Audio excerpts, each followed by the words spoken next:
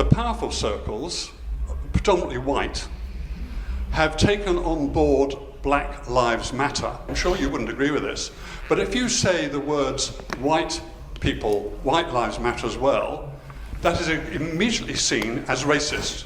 You're accused of being racist by saying that.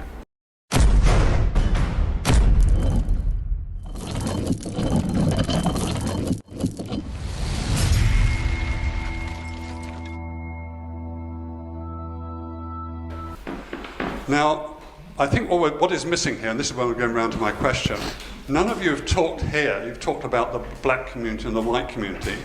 I think there's a huge area of the white community who also feel disempowered, who feel outside the powerful circles. And by the powerful circles, I mean the politician, the BBC, Whitehall, and so on.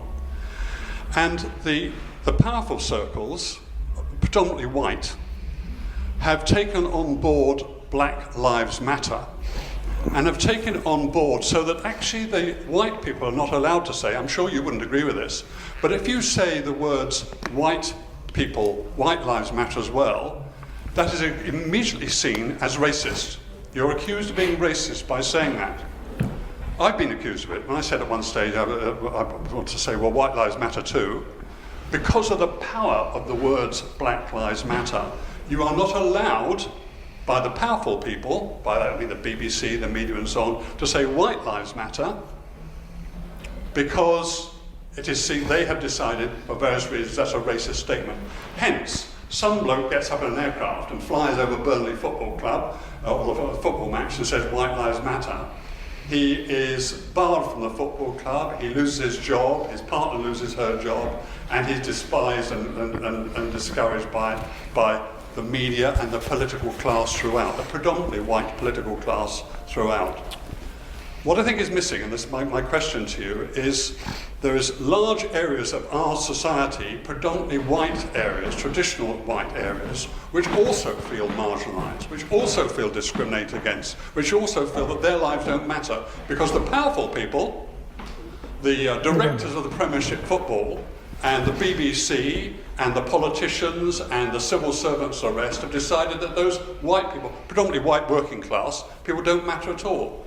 And I think this dimension of looking at the class system in the UK is really important to throw light on it, because you won't really understand, you won't understand as a black person why it's really important. There are a lot of white people out there saying, excuse me, I'm here, you've ignored me for so long, I may live outside the London, the gilded circles of metropolitan London, okay, but I'm here, I live in Burnley, you've ignored me. If you let me unemployed, you've got brought in massive immigration, so I lose my job, and so on and so forth. There's this huge area. My guess is Tommy would probably say he identifies that working class area. But I think there is that. Our country, and I'll sit down now, our country is 85% white, and a huge amount of that is a silent majority. I don't believe they're actually racist at all. They're normally quite fair-minded and they'll get along with most people, but they feel that the powerful people are ignoring them, are marginalising them, are actually hostile to them. They're known as the left behinds, okay? Now I think there is a real dimension in here that actually would bring sides together against powerful people rather than separate them. That'd be my comment. Tommy?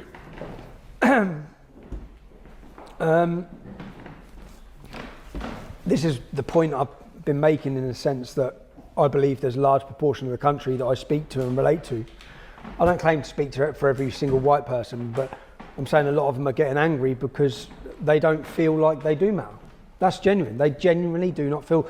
If we talk about academic achievements, the larger proportion of black people now go to university than white people. The biggest academic failures in this country are white working class children. And there's a reason for that, because they haven't mattered. Whether our daughters haven't mattered, whether education hasn't mattered, everything has been geared, I'd say, and white people would feel, for minorities and for everyone else. And they've just been neglected, totally neglected. So, and I think that this angle, when you talk about white lives matter, I never stood by white lives matter. I think the slogan should always have been all lives matter. Any counter slogan should have been all lives matter. But you're right, the young lad who done the white lives matter above Burnley Football Club, by half time in that football stadium, the captain was coming out telling that young kid from a council estate in Burnley about his white privilege. The captain, who's a multi-millionaire. who can't really probably, I don't know. So, and again, I went to Burnley. I went to Burnley after that, and I spoke to people on the street. 100% of people agree with the kid. This is the White Lives Matter above the football stadium. There was 100% support for what he had done. And it's not from a racist angle, just people saying, well, we don't matter. I would like to know what white marginalization looks like. Well, it looks like. Yeah. It looks like your daughter's being systematically taken, raped, groomed, passed around and murdered without a bat and an eye by anybody. Again. With the support of politicians. Tommy, that's got nothing to do with black No, people. you asked me what white marginalisation looks like. What I'm trying to say is, when people say Black Lives Matter, we're not saying that our lives matter more than anybody else's. That's not what is being said. You're not saying that? No, that's not what is being said in general. Then it's not being said that Black Lives matter more than everybody else. It's just saying Black lives also matter, because we can see that by the actions that are being taken towards black people, it seems like their lives don't matter.